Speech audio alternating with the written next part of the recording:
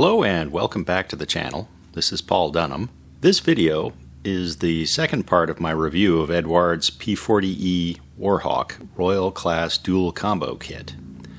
The first video was an inspection of the box's contents. There will be a link in this video's description to the previous video. This video will cover my impressions of the kit as I built it. Since this boxing is a dual combo, it comes with all the parts, masks, decals needed to build two complete models. Each kit comes with 5 trees of dark gray plastic and 1 tree of clear parts. The parts are very crisply molded with very fine surface detail. The exterior parts have very fine recessed rivets. I am very impressed with how far around the curve of the fuselage the rivets go without fading or elongating. The fabric surfaces have fine raised rib tapes with no sags or scalloping effect. The control surfaces are separate parts. The landing flaps are molded in the closed position. The clear parts are thin and have no distortions. A neat feature of the clear parts is that they extend past the edges of the areas that are clear on the full-size plane. This makes it easier to attach the parts and blend the seams without damaging the areas that need to be clear. This Royal Class boxing comes with 2 frets of photo etch and 3D printed resin parts for the seats, wheels, and exhaust manifolds and pipes. I don't know if the 3D printed parts included in this kit will come in later Eduard boxings. You may have to buy them separately as Brasson upgrades. There are 12 marking options in this boxing.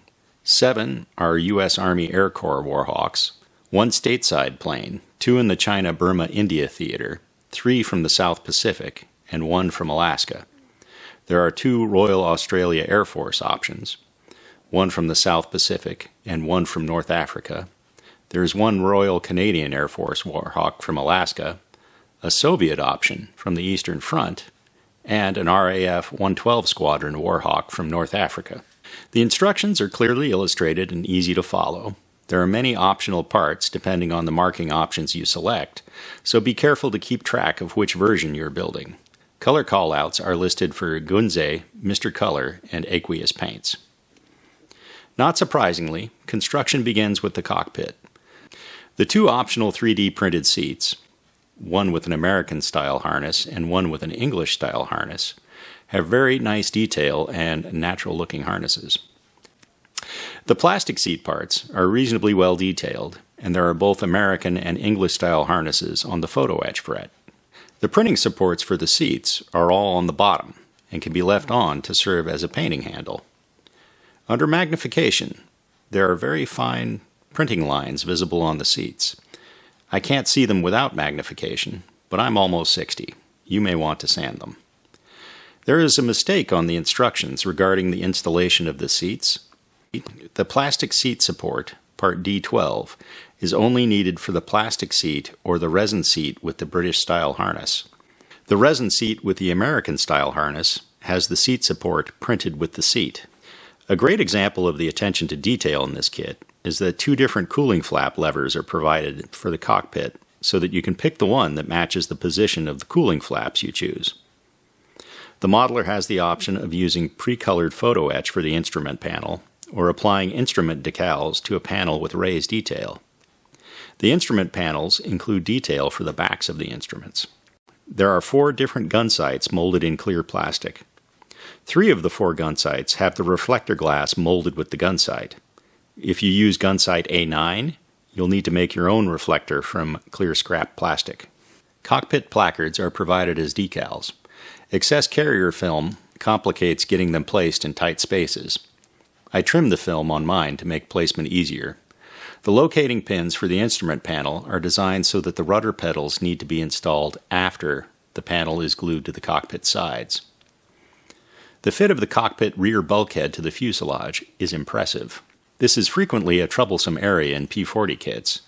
It's quite a relief to not have to touch up painted parts after trying to hide a seam. A distinctive feature of P-40s is the nose with the big intakes for cooling air.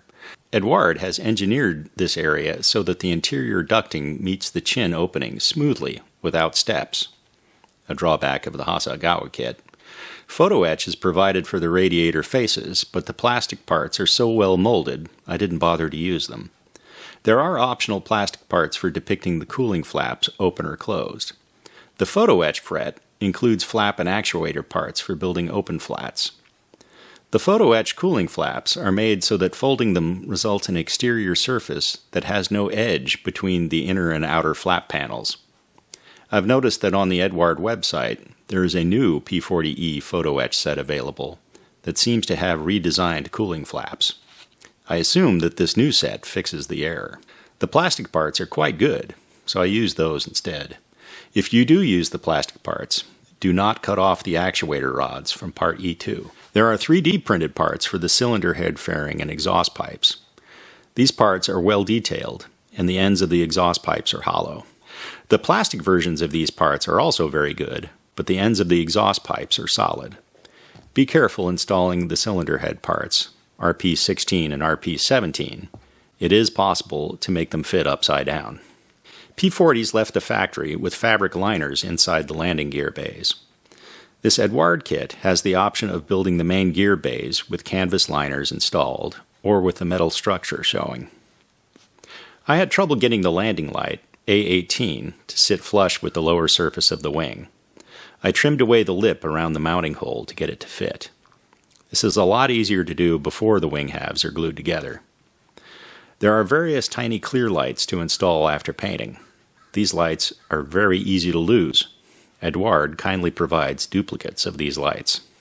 Photo etch is provided for the elevator trim tab actuators, but only for the upper surface. An antenna mast is included in the kit, but none of the marking options uses it.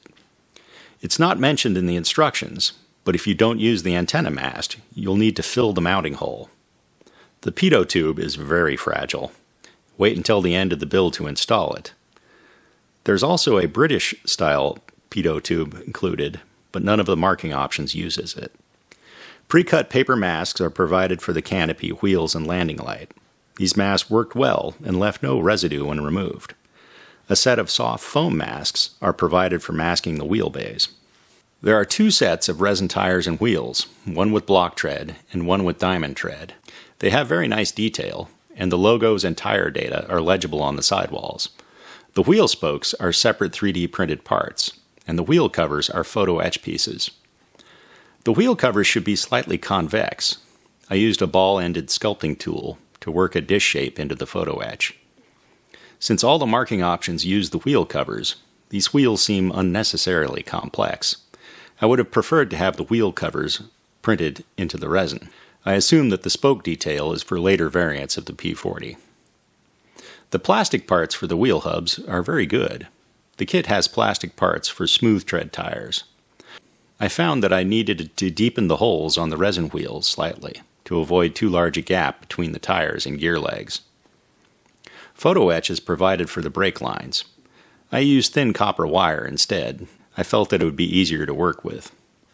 The illustration on page 11, showing the installation of the wheel on the gear leg, is incorrect. The detail for the brake line fitting should be at the top and forward of the gear leg when installed.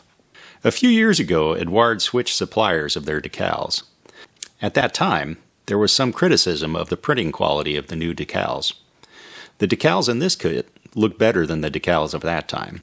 Registration and color uniformity look good to me. The carrier film on the stencil sheet seems very thin to me. The carrier film on the larger multicolored markings looks thicker and slightly uneven. Several modelers over the past few years have discovered that the carrier film of Eduard decals can be removed after application, resulting in a very realistic painted-on appearance. I did some experimenting with the various methods I've seen for removing the carrier film. Pulling up the carrier film with a piece of tape is as likely to rip up the whole decal as it is the carrier film. I tried using a wet paintbrush to lift the edge of the film and gradually peel it off. This works fairly well, but frequently tears the decal in places where adhesion is incomplete, such as over panel lines and rivets. I had the best results by applying the decal with Mr. Mark Setter, pressing out the liquid and pressing the decal into the details, and then letting the decal cure thoroughly overnight.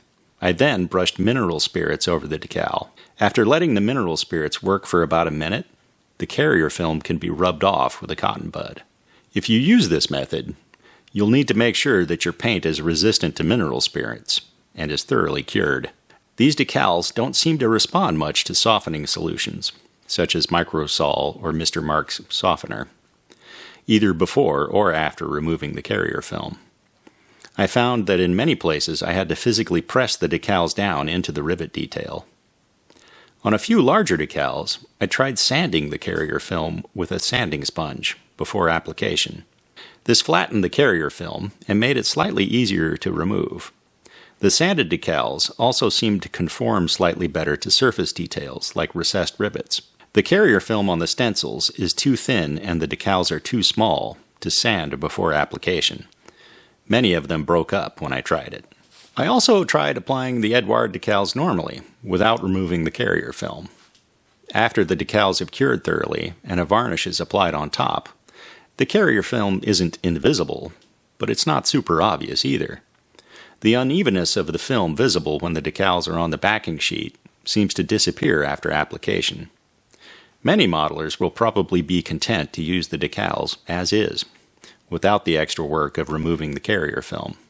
If you haven't used the new Eduard decals before, try some out on a test mule to see if and how you want to use them. Overall, the fit of this kit is excellent, and it's a very enjoyable build. With careful assembly, no filler will be needed. I'm very impressed with the detail and quality of the molding. I also appreciate the engineering decisions that went into this kit. Although not a simple kit, nothing in this kit is difficult to get together correctly. I also appreciate that Eduard did not complicate the kit with modular assemblies to accommodate future versions, as Hasegawa did 20 years ago. This kit is without a doubt the best P-40 kit in this scale. Although this Royal class boxing may be hard to get now, I'm sure that further Eduard P-40E releases will be fun to build too. I'm also looking forward to Eduard's pending P-40N release.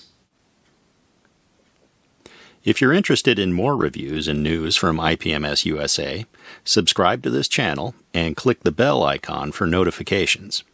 There are a lot more kit reviews on the IPMS USA Reviews page. To go there, you can click the link in this video's description. Thanks for watching. See you next time. Bye.